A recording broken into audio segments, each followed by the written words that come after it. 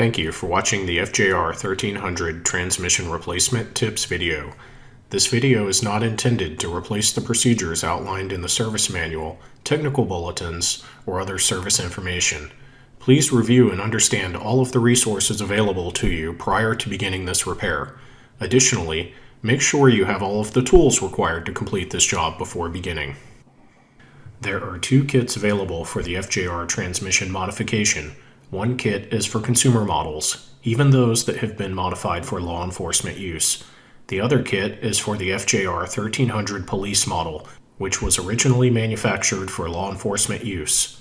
As you can see, these kits contain all of the parts required to complete this job. When removing the bodywork, take care with these side panels. There is a fastener at the bottom that can be difficult to see.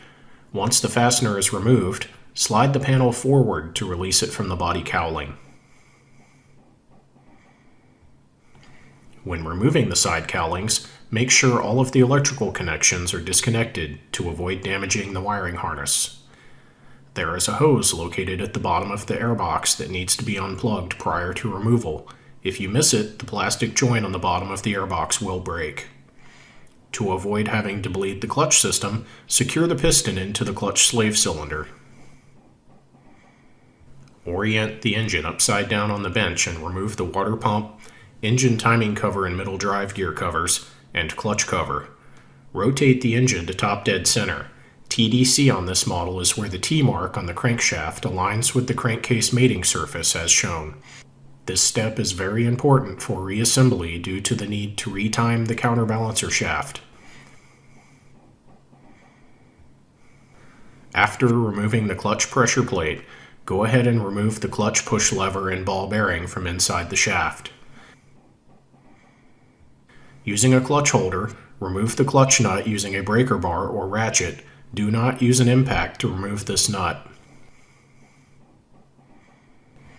Thread 2 bolts into the collar and remove it by pulling outwards.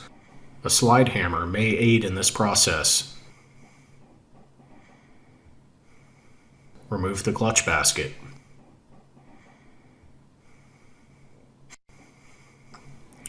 Remove the oil pump drive chain bracket. At this point, go ahead and remove the oil pump bolts, oil lines, and pressure relief valve. From the other side of the engine, remove the stator cover. Be careful to not get your fingers caught in between the engine case and cover. These magnets are very strong. Take the oil pump cover off as shown. Always make sure to remove and retain the dowel pins for reassembly, not only here, but on all of the engine covers. As a shortcut, you can remove this bolt without needing to remove the middle drive gear shaft to perform this modification. When removing the oil pump, take care to not damage the chain. Never walk the chain off the sprockets or force it. If you removed the chain bracket as shown earlier, this should come right out. Go ahead and remove all of the bolts from the crankcase halves. Also, watch out for this bolt. It has a special shape and should only be installed in this location. The 10 bolts that secure the crank journal area of the crankcases should be discarded. Because they are torqued to spec by angle or stretched, they are not reusable. Make sure to use all of the parts supplied with the kit. If you correctly removed all of the crankcase bolts, the case halves should separate easily. You should not need to apply force or strike it with a hammer.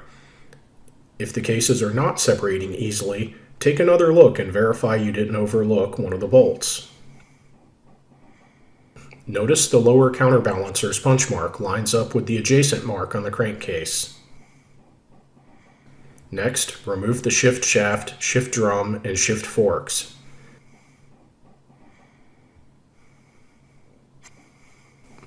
Use an impact driver to break the 3 bolts loose on the main shaft.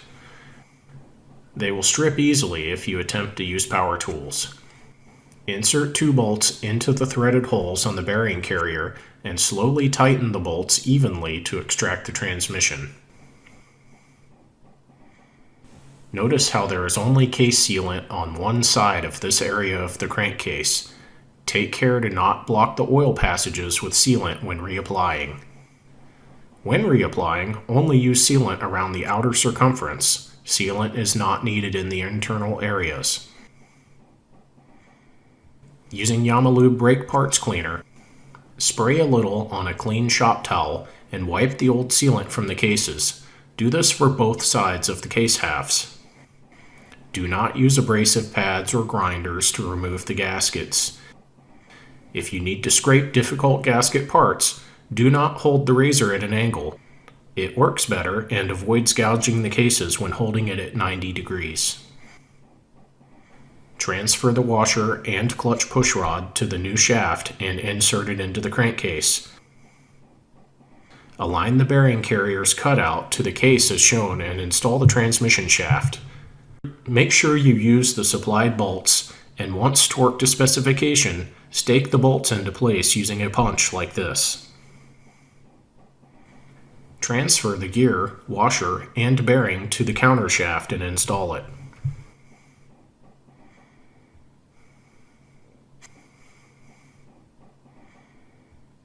Take note of the bearing locating pin's location when installing this. Install the transmission shaft. When the bearing is properly installed with the locating pin indexed to the crankcases, it should look like this. Now reinstall the shift forks, shift drum, and shift shaft. Using Yamaha 4 Motorsports, apply a thin and consistent layer of sealant to one side of the crankcase halves, keeping in mind the areas of caution mentioned earlier. Just as a side note, the bearings in the engine will show normal wear. This is normal and not a warrantable item to replace. Carefully assemble the lower case half to the upper and begin by installing the 10 main journal bolts. Using the new bolts supplied with the kit, make sure to lubricate these bolts before inserting them. Torque these bolts to specification and in the correct order using an appropriate torque wrench, then torque to angle. Pay attention to how the oil pump drive gear engages the primary gear while these parts are out of the engine. Due to the weight of the counterbalancer, at this time it is best to flip the entire engine right side up. Otherwise, the weight of the balancer will make it difficult to time. Confirm the engine is still at TDC, then reinstall the primary gear, making sure the balancer's punch mark is aligned to the mark on the inside of the case. Because the primary driven gear is spring-loaded, you may need to use a punch to ease installation. Next, verify the timing is correct following the instructions from the service manual.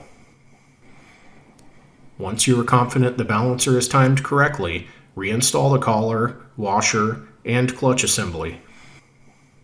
Then reassemble the remainder of the engine and reinstall it into the chassis in the reverse order of disassembly.